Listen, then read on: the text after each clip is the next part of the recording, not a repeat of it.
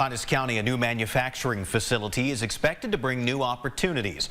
NXG Truck Bodies is now open just outside Mount Pleasant city limits. And as KLTV7's Andrew Culver tells us, Northeast Texans are looking forward to the future with this new corporate partner. It's an astounding thing. You know, we want to see Mount Pleasant grow. We want to put our people back to work.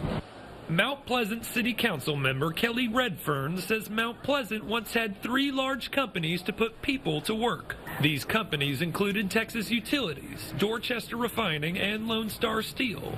All 3 are no longer in operation. And so how awesome it is that we can put some new industry in town to start putting some of the people back to work. NXG Truck Bodies President Joe Lewis says the facility created around 50 new job opportunities for Northeast Texans. He expects over 100 in 2026 and 150 in a year. Some of the jobs needed skilled laborers, such as certified welders and mechanical engineers. The jobs can also be in an office setting like sales, marketing, and human resources. Since we're just opening and today's the big grand opening celebration, jobs will open up as we continue to grow. AEM Manufacturing Express started their month-long tour of Texas at the grand opening.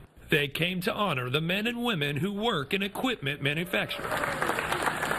It's very easy to have the confidence in what they're going to do for this next round.